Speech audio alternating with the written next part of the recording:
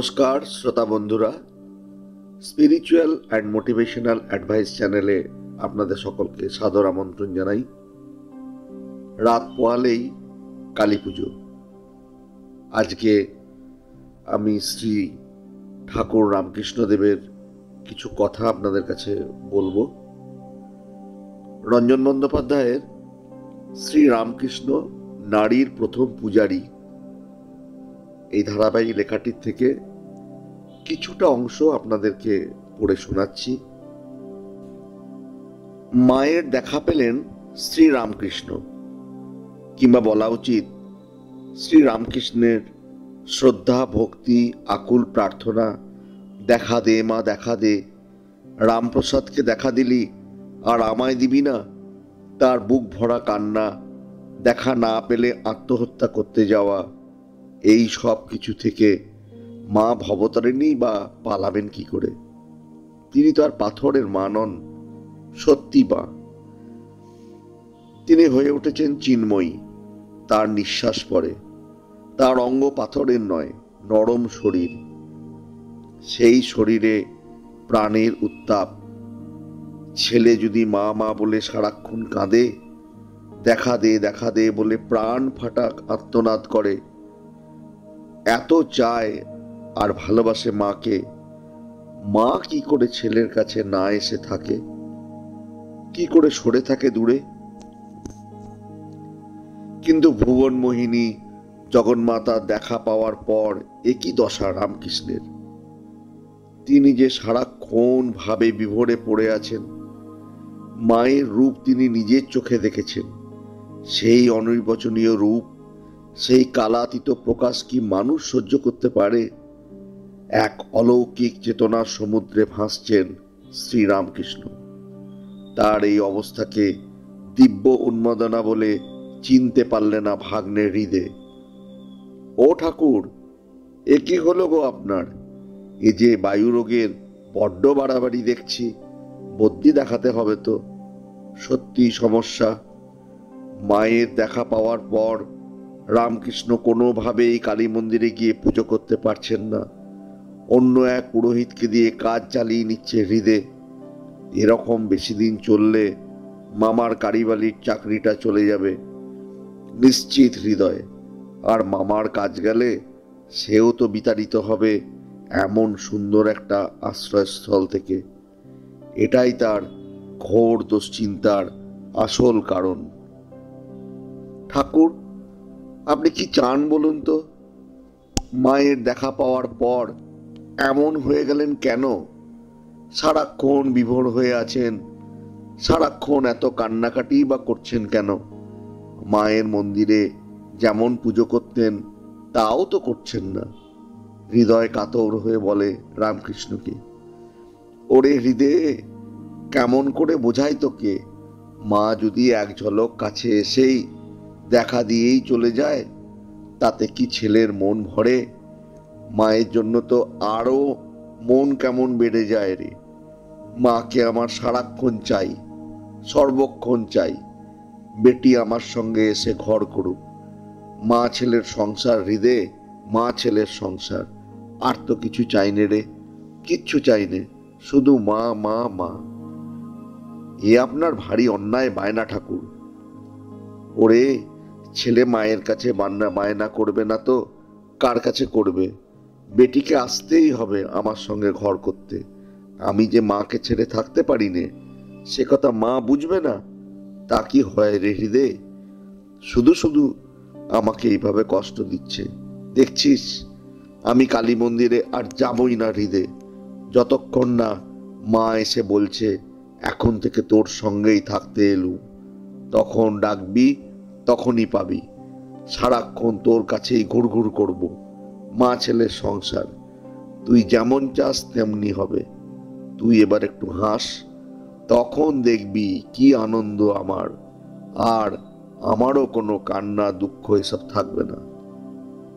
ওগো ঠাকুর, আমি বেশ বুঝতে পারছি আপনার বায়ুরোগ আবার খুব বেড়েছে। আপনি কি শেষে পাগল হয়ে যাবেন নাকি? এখনই যে চিকিৎসার দরকার।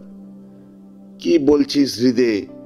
এই যে মায়ের জন্য এমন কান্নাকাটি, মাকে কাছে পাবার জন্য এমন তীব্র বাসনা, এসব আমার বায়ু রোগের লক্ষণ? তা হবে হয়তো। তাহলে চিকিৎসা করা, ডাক বদ্যি। ভূকৈলাসের রাজবাড়িতে খবর গেল ঠাকুর রামকৃষ্ণ বায়ুগ্রস্ত হয়েছেন। বিখ্যাত কবিরাজ গঙ্গাপ্রসাদ সেন এলেন ঠাকুরকে পরীক্ষা করতে। বায়ুরোগী বটে। শুরু হলো চিকিৎসা। গঙ্গাপ্রসাদ ধন্বন্তরী, তার চিকিৎসায় রামকৃষ্ণের বায়ুরোগ কমবে তো বটেই, কিন্তু তার পাগলামি যে বেড়েই চলল। রামকৃষ্ণ ফিরে গেছেন কালী মন্দিরে, কিন্তু তার পুজো তো আরও কোনোভাবেই পুজো বলা যায় না। কোনো নিয়ম নিষ্ঠার বালাই নাই। এ শুধু মা ছেলের মান অভিমান, আদর আবদার, মায়ের স্নেহ মায়া মমতা ভালোবাসার ছায়ায় এক সম্পূর্ণ মাতৃনির্ভর শিশুর অমল আশ্রয়। কোনো মন্ত্র নেই, শুধু মা ছেলের কথা, আদান প্রদান। সেই পুজো একদিন দেখতে এলেন মথুর। মথুরবাবু নিঃশব্দে পিছনে গিয়ে দাঁড়ালেন। রামকৃষ্ণ জানেন না মথুরবাবু পিছনে দাঁড়িয়ে তার পুজো দেখছেন। এক পাশে ততষ্ট হৃদে, তার মন বিচলিত। এবার যে মামার কাজটা চলে যাবে সে প্রায় নিশ্চিত। মথুর নীরবে করজোড়ে দেখছেন রামকৃষ্ণকে। তদ্গতভাবে বিভোর তিনি। প্রায় বাহ্যজ্ঞান শূন্য প্রবেশ করেছেন মা ছেলের নিভৃত ভুবনে। সেখানে বাইরের কারো প্রবেশাধিকার নাই। রামকৃষ্ণ বিভোর হয়ে তাকিয়ে ভবতারিণীর মূর্তিটির দিকে।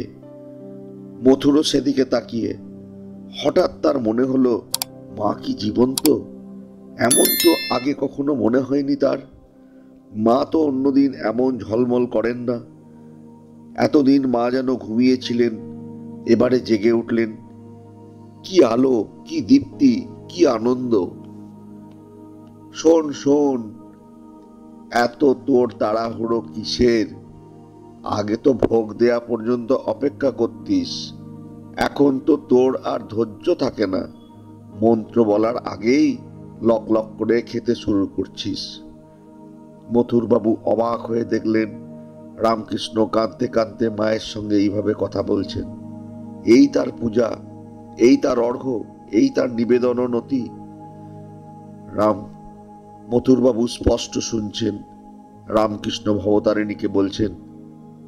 তার পাদপদ্মে জবা বেলপাতা দিতে দিতে কোনো মন্ত্র না পড়ে বলছেন, বেশ চিৎকার করে, মায়ের ওপর কপট রাগ দেখিয়ে বলছেন, রোজ রোজ বেটি, আগে মন্ত্রটা বলি তারপরে তো খাবি, এত তাড়া তোর?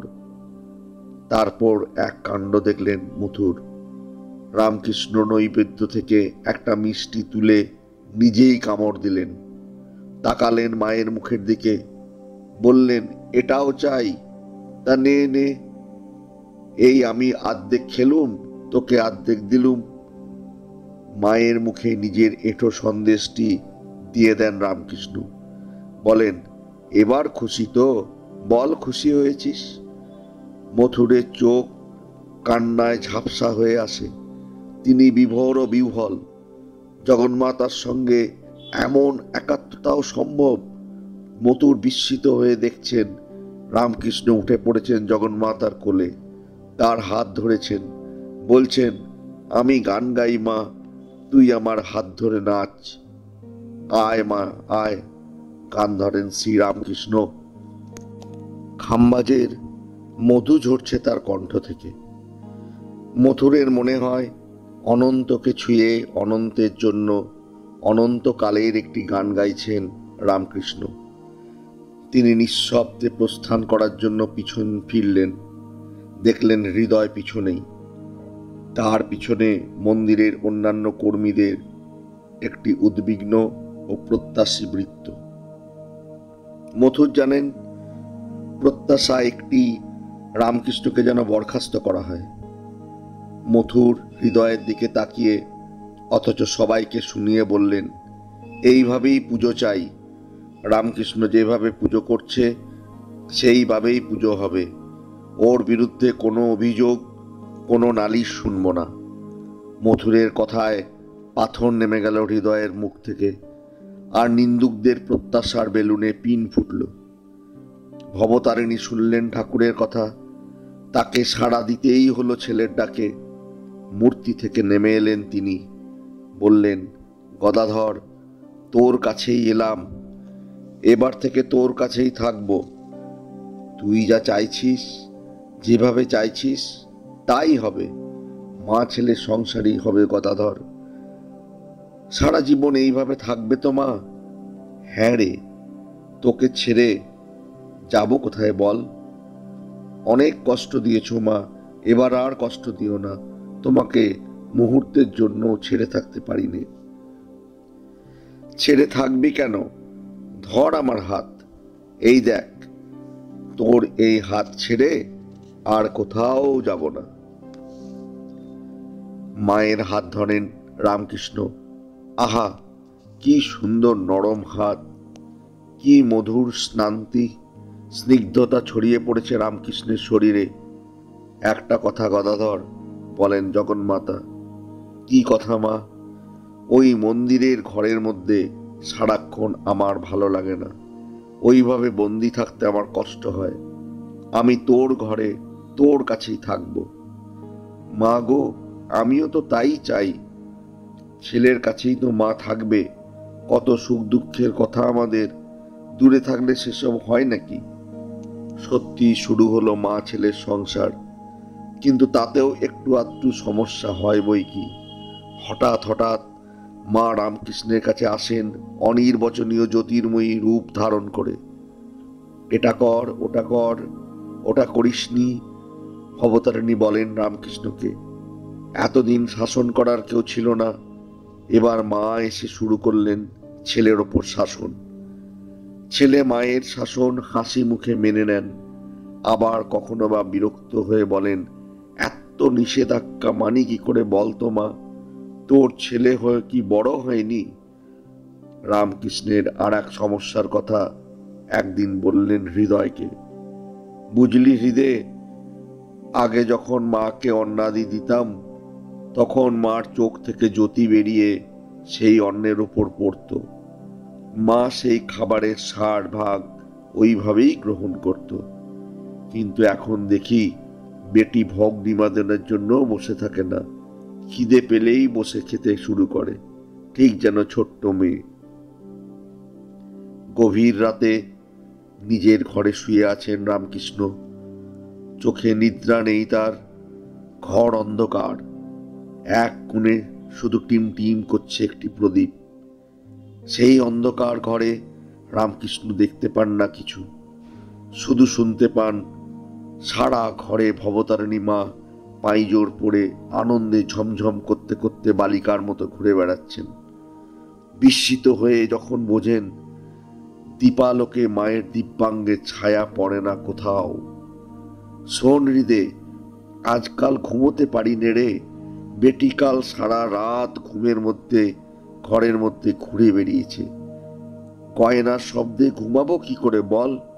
মথুরবাবুকে বলবো, মাকে আর অত গয়না দিও না গো। হৃদয় নির্বাক বিস্ময়ে তাকিয়ে থাকে রামকৃষ্ণের দিকে। ঠাকুর একদিন বসে আছেন পঞ্চবটিতে, ধ্যান করছেন না, এমনি বসে আছেন। এক অপূর্ব সুন্দরীর আবির্ভাব হলো তার সামনে। সেই নারীর আবির্ভাবে জায়গাটি আলোকিত হয়ে উঠল। পঞ্চবটির গাছপালা, গঙ্গা, চারিদিকে ওই নারীর মতোই উদ্ভাসিত। কে এই অপূর্বা? কোনো ত্রিনয়নী দেবী নয়, মানুষ, অথচ মানবী হয়েও যেন মানবী নয়। আমি কখনো অমন প্রেমে, দুঃখে, করুণায় সহিষ্ণুতা ভরা মুখ দেখিনি গো। সেই মানবী বড় প্রসন্ন দৃষ্টিতে আমার দিকে দেখল। তারপর জিজ্ঞেস করলেন মথুরবাবু। তারপর সে ধীরে ধীরে উত্তর দিক থেকে দক্ষিণে আমার দিকে এগিয়ে এলো। কেই নি। মথুর আর কৌতূহল সামলাতে পারছেন না। কে জানো? কে? জন্মদুঃখিনী সীতা।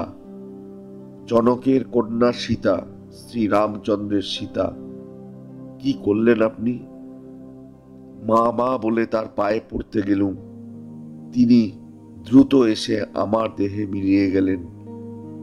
যাবার সময় একটি কথা বলে গেলেন মধুর। কি কথা?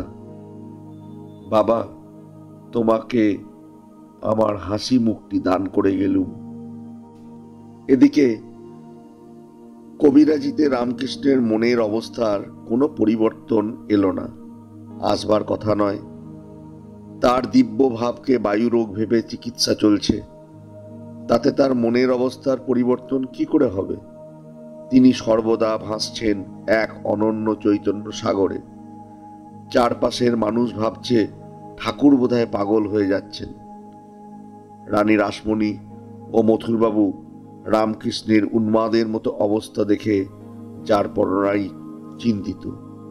তারা ভাবলেন নিরবিচ্ছিন্ন ব্রহ্মচর্য পালন করার ফলেই রামকৃষ্ণ এমন অস্বাভাবিক হয়ে যাচ্ছেন। কি করা যায়? রামকৃষ্ণের নারী সঙ্গ প্রয়োজন, ভাবলেন রাসমণি ও মথুর। রামকৃষ্ণকে মুক্তি দিতে হবে নিবৃত্তির কঠোর শাসন থেকে।